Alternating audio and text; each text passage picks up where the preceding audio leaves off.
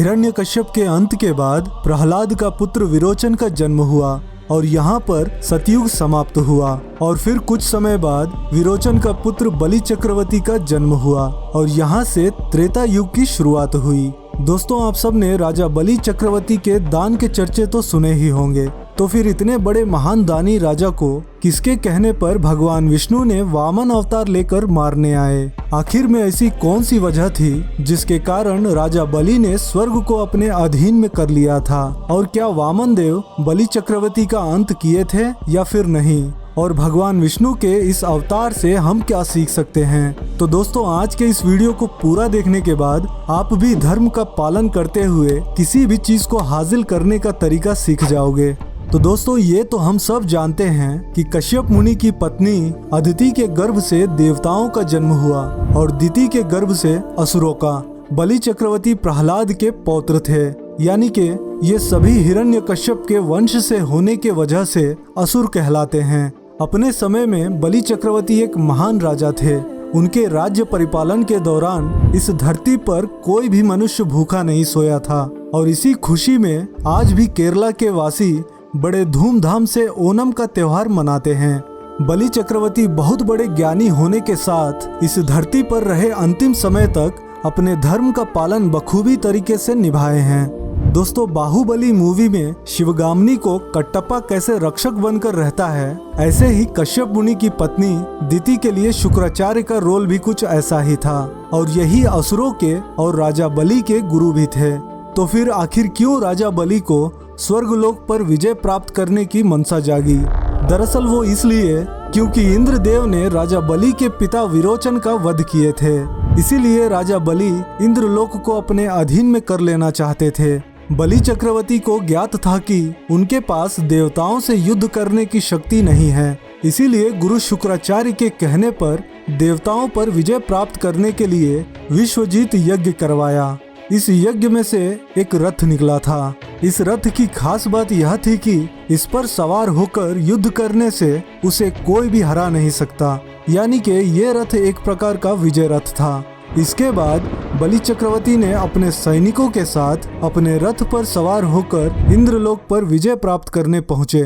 दोस्तों, यहाँ पर मैं आपको एक विनिंग फैक्ट बताता हूँ। दोस्तों, कभी भी जब हमसे भी ज्यादा ताकतवर हमारा शत्रु हो तो उससे युद्ध ना करने में ही हमारी भलाई होती है, या फिर 2 कदम पीछे हटकर सही समय की प्रतीक्षा करने का मार्ग ही उचित होता है। कुछ ऐसे ही जब बलि चक्रवर्ती युद्ध करने इंद्रलोक पहुंचे थे तो इंद्रदेव और बाकी के सभी देवता लोग वहां से गायब हो चुके थे और पूरा इंद्रलोक खाली खाली दिख रहा था। इंद्रदेव को पहले से ही मालूम चल गया था कि वे बलि चक्रवर्ती को हरा नहीं पाएंगे, इसीलिए वे देवलोक छोड़कर किसी दूसरे लोक में भटकने लगे।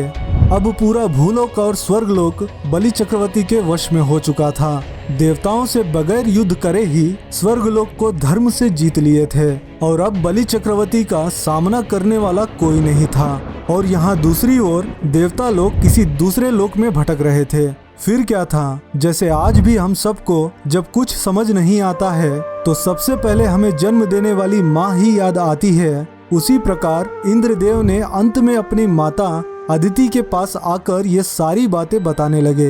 दोस्तों, यहाँ पर मैं आपको एक माँ से जुड़ी इंटरेस्टिंग बात बताता हूँ। एक माँ कभी भी अपने संतान को दुखी में नहीं देख सकती और अपने संतान की खुशी के लिए किसी भी हद तक जा सकती है, जिसकी ममता और प्रेम के आगे स्वयं भगवान भी हार मान जाते हैं। तो कुछ इसी तरह इंद्रदेव की माता देवी अदिति ने भी किया।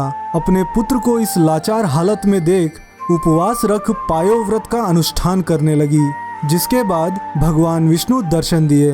देवी अदिति अपने पुत्र देवताओं की सारी समस्या बताने लगी और कहने लगी कि देवताओं का स्थान स्वर्ग में होने के बावजूद आज वे स्वर्ग में नहीं हैं और अंत में बलि चक्रवर्ती और असुरों का अंत करने का और स्वर्गलोक पुनः देवताओं को प्राप्त होने का वरदान मांगती हैं।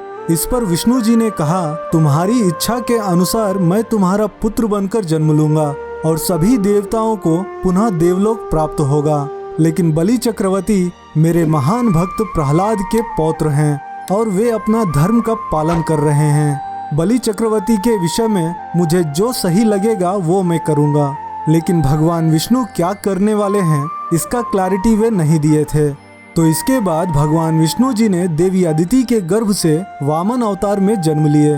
दोस्तों, भगवान विष्णु जी का यही पहला अवतार पूर्ण तरह से मनुष्य रूप में था। फिर कुछ ही दिनों में वामन देव एक 7 साल के बच्चे के आकार के दिखने लगे। और फिर एक दिन जब राजा बलि अश्वमेघ यज्ञ संपन्न करने से पहले ब्राह्मणों को मनचाहा भेंट दान कर रहे थे, तभी वहाँ वामन देव ब्राह्मण वेश के रूप में हाथ में लकड़ी का छाता लिए वहाँ पहुँचे। राजा बलि ने बड़े सम्मान पूर्वक के साथ उस बाल ब्राह्मण को बैठने का आसन दिए और राजा बलि बोले, कुछ भी मांगिए ब्राह्मण, मैं आपको अवश्य दूंगा।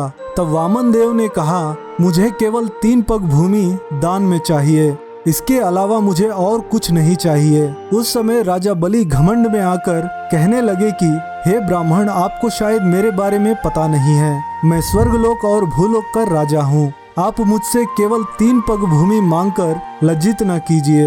इस पर वामन देव ने कहा, आवश्यकता से अधिक कामना नहीं है मुझे। वहाँ पर मौजूद गुरु शुक्राचार्य को भगवान विष्णु की यह लीला समझ में आ गई थी। तब शुक्राचार्य ने राजा बलि से कहा, तुम नादान मत बनो, ये ब्राह्मण कोई और नहीं स्वयं विष्णु है, जो तुम्हारा राज्य और सब कुछ लेने आए हैं। इस पर राजा बलि ने सोचा कि जो विधाता सबको केवल देता है, आज वो कुछ मुझसे मांगने आया है, तो मैं ऐसा अवसर खोना नहीं चाहता। ऐसा सोचकर अपने कमंडल से जल लेकर 3 पग भूमि देने का संकल्प ले लिए। जिसके बाद वामन देव ने अपना शरीर इतना विशाल कर लिए कि केवल एक पग में ही पूरा स्वर्गलोक नाप दिए और दूसरे पग में मृत्युलोक। इसके बाद वे राजा बलि से तीसरा पग कहाँ रखने को पूछा। तब राजा बलि अपने वचन की पूर्ति करने के लिए उनके पास अब केवल उनके प्राण मात्र बचे थे।